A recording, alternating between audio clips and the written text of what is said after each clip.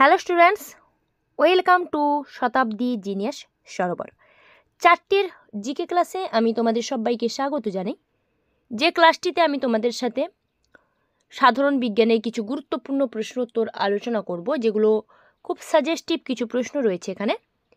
Upcoming যে সমস্ত competitive exams হতে চলেছে সমস্ত পরীক্ষার জন্য ইম্পর্ট্যান্ট।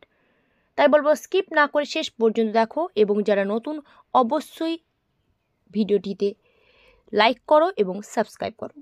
প্রথম প্রশ্ন, একটি ট্রান্সজেনিক উদ্ভিদের উদাহরণ দাও। ট্রান্সজেনিক উদ্ভিদ কোনটি?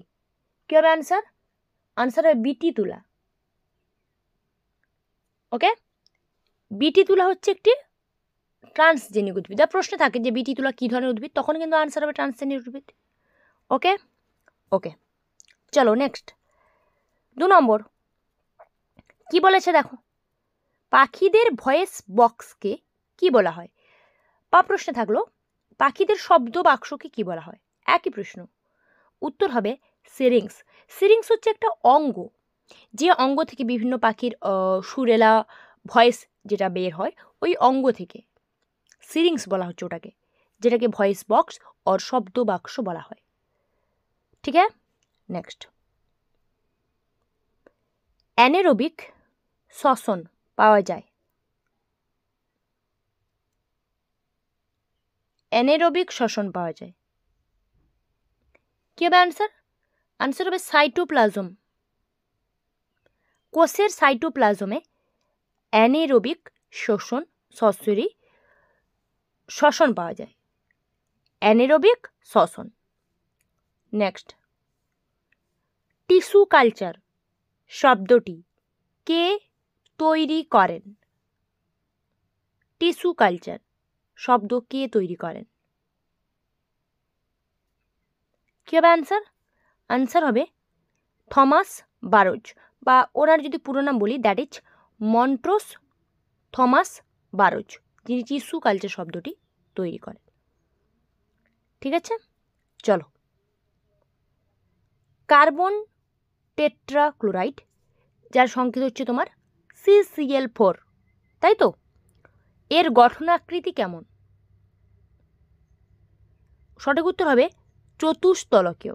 প্রশ্নে ধরো থাকতে পারে যে CCl4 এর গঠনাকৃতি কেমন, মানে CCl4 এর রাসায়নিক নাম হচ্ছে তোমার কার্বন টেট্রাক্লোরাইড, তার মানে কার্বন টেট্রাক্লোরাইড আর CCl4 একই, তাই গঠনাকৃতি হচ্ছে চতুস্তলকীয়। নেক্সট, কোন যন্ত্র দ্বারা তেজস্ক্রিয়তা পরিমাপ করা হয়? তেজস্ক্রিয়তাকে পরিমাপ করা হয় কোন যন্ত্র দ্বারা, কোন যন্ত্রের সাহায্যে? কি হবে আনসার? আনসার হবে GM কাউন্টার। GM কাউন্টার, যেটার দ্বারা আমরা তেজস্ক্রিয়তা পরিমাপ করতে পারি, বা তেজস্ক্রিয়তা পরিমাপ করা হয়।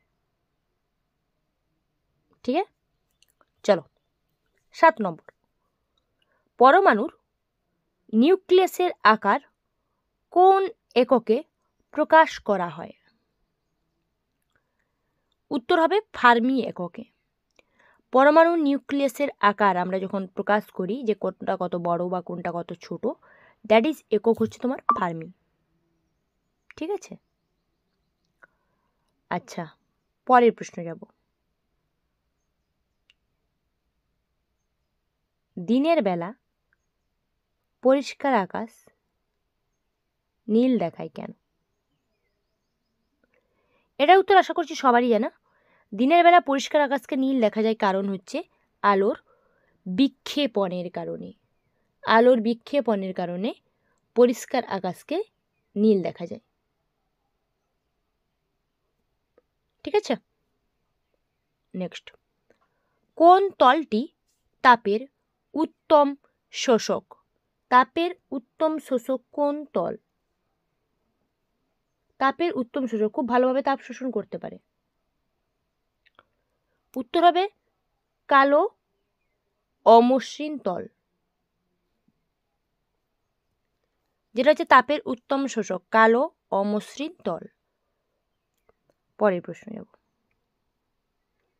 কোন নিষ্ক্রিয় গ্যাস ক্যান্সারের চিকিৎসায় ব্যবহার করা হয়? কোন কোনগুলো নিষ্ক্রিয় গ্যাস তো আমরা জানি। তো ক্যান্সারের চিকিৎসার কারণে, ক্যান্সার রোগের চিকিৎসায় ব্যবহার করা হয় এমন একটি নিষ্ক্রিয় গ্যাস হচ্ছে রেডন। ঠিক আছে।